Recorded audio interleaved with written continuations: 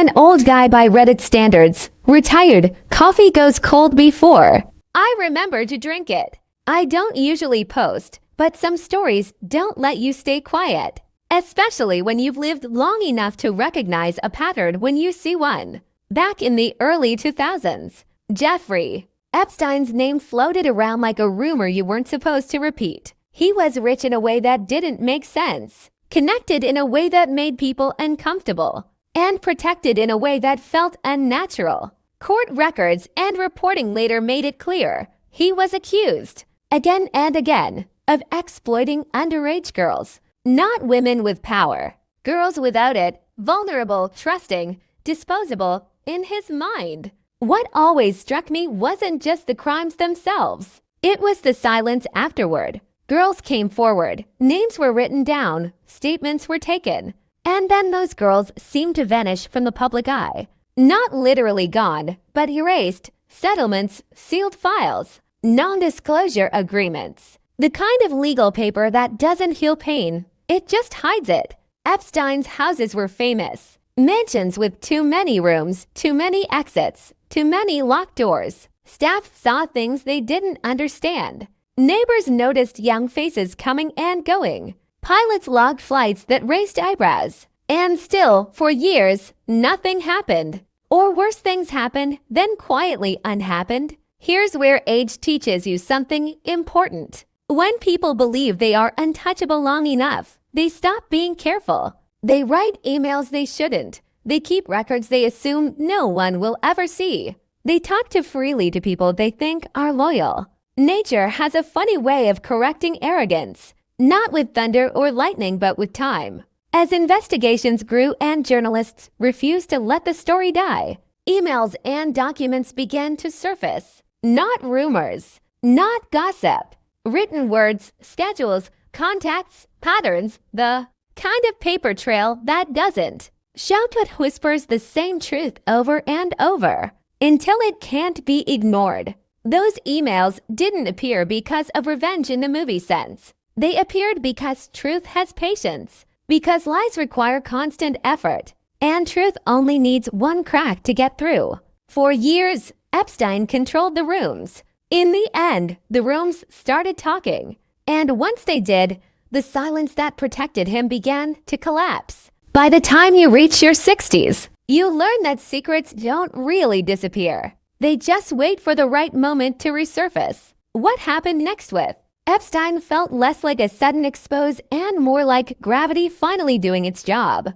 For years, reporters chased the same closed doors. Victims' lawyers filed motions that went nowhere. Files were sealed for privacy, a phrase that sounded noble but mostly protected powerful adults, not the girls who had been hurt. Epstein himself kept living openly, traveling, hosting, smiling for photos. The confidence of a man who believed the past had been buried deep enough. But here's the thing about paperwork. It ages better than people do. Emails don't forget. Calendars don't lie. Flight logs don't feel shame. Over time, as cases were reopened and journalists pushed harder, fragments started to emerge. Not all at once. A name here, a date there, a message written casually, like no one would ever read it again. That's often how the truth leaks out, not dramatically, but steadily, like a slow drip that keeps you awake at night. What shocked many of us older readers wasn't just what was implied in those communications, it was how ordinary they sounded. There was no panic in the language, no fear, just logistics, arrangements, the cold tone of someone treating human lives like entries in a ledger. That calmness was more disturbing than any angry confession could have been. And suddenly, the narrative began to shift. People who once said, "There's no proof," grew quieter. Media outlets that had avoided the story started revisiting old court filings. Names that had been redacted for years appeared again, not as rumors, but as questions that demanded answers. It didn't feel like revenge. It felt like exposure, the kind that comes from sunlight, not fists. Nature didn't strike Epstein down. It simply stopped shielding him. Time, pressure, and persistence did the rest. I remember thinking, Those girls were ignored when they spoke. But the records spoke later. And they spoke loudly enough that even the powerful couldn't pretend not to hear. Once the emails began circulating in reports and court discussions, the story no longer belonged to Epstein. It belonged to the public. And once that happens, control slips away fast. The walls were still standing, but the foundation had started to crack. If you've lived long enough, you know there's a moment when a story stops being controversial and starts being unavoidable. That's where this one landed. As more documents were unsealed and reporting deepened, something changed in the tone of the conversation. People weren't asking if Epstein abused his power anymore. They were asking how so many warning signs had been ignored for so long. That question bothered a lot of folks, especially those who remembered earlier decades, when authority figures were rarely challenged and young voices were easy to dismiss. What struck me most was how consistent the accounts were. Different women, different years, same patterns, same promises, same aftermath of confusion, fear, and silence. No dramatic embellishment, just repetition. And repetition is what makes denial harder with age. You stop believing in coincidences. The leaked communications and records didn't need to spell everything out. They didn't have to.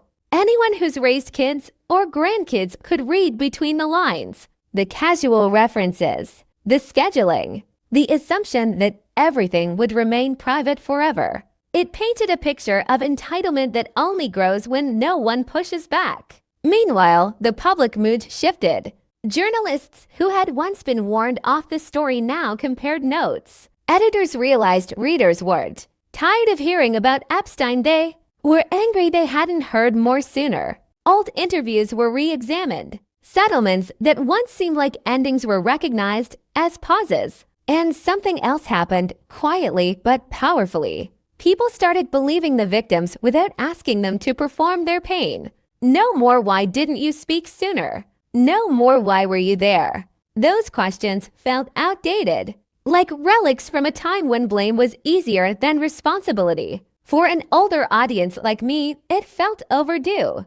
We grew up trusting institutions. This story reminded us that trust should never replace oversight. The irony is that Epstein's downfall didn't come from one dramatic confession or a single heroic act. It came from accumulation, from people refusing to forget, from records refusing to stay buried, from a society slowly deciding that wealth and connections don't erase harm. Nature didn't roar, it waited.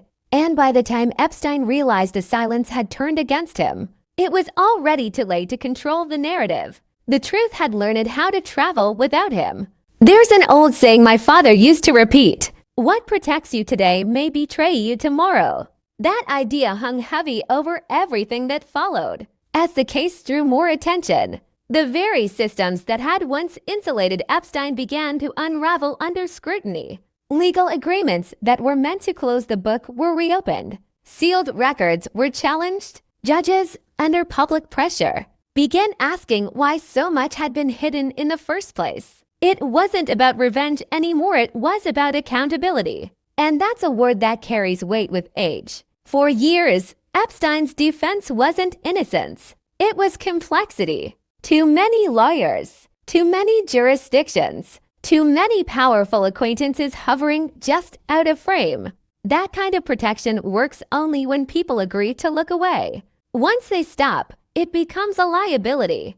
Emails and documents that once signaled control now raised questions. Who knew? Who facilitated? Who stayed silent? The spotlight widened, and with it came discomfort for people who had assumed they'd never be named. Some distanced themselves quickly. Others issued carefully worded statements that said very little but admitted enough. What stayed with me was how calm the process felt. No chaos, no mob justice, just steady exposure. Facts replacing excuses, timelines replacing denials. It felt almost like a moral audit, slow, thorough, and impossible to rush. For the victims, this phase mattered. Not because it erased what happened, it couldn't, but because it confirmed something important. They hadn't imagined it, exaggerated it, or misunderstood it. The record now reflected what they had said all along. That kind of validation arrives late in life more often than it should. To many of us watching from the sidelines, it felt like a reckoning not just for one man, but for a culture that once shrugged and said, "That's just how things are." Turns out they weren't. Epstein had built his world on silence, on the belief that discretion was permanent. What he learned too late was that silence has a lifespan. And once it expires, it doesn't fade quietly. It flips sides. The protection didn't disappear overnight. It simply stopped working. By the end, it didn't feel like a victory. Victories are loud. This was quiet heavy in the way certain truths are when they finally settle in. Epstein's story ended not with a grand explanation, but with a long list of unanswered questions for many of us who followed it closely. Especially older readers, that was unsettling. We were raised to believe every story has a clean ending. Life teaches you otherwise. Sometimes accountability comes without closure, and justice arrives incomplete. What did remain was the record. The emails, the logs, the court documents. Those things outlived him.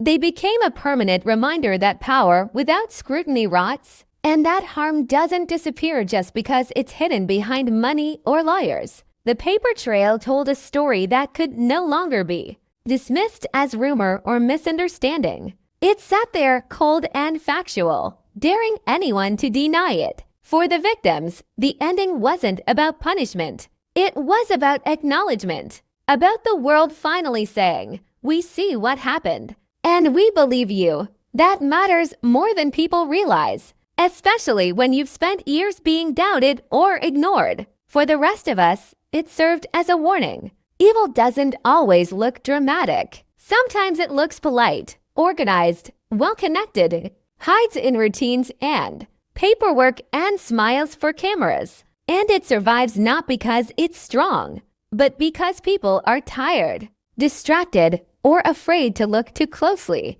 Nature's revenge, if you can call it that, wasn't cruel. It was fair. Time removed the shields. Persistence wore down the walls. Truth leaked not because someone forced it, but because lies are expensive to maintain forever. I think about that often now, in retirement, watching the world through a slower lens. The lesson isn't just about one man. It's about listening earlier, questioning sooner, protecting the vulnerable instead of the powerful. The house with too many doors eventually closed, and what remained was a simple, uncomfortable truth. No matter how long it takes, the truth keeps excellent records.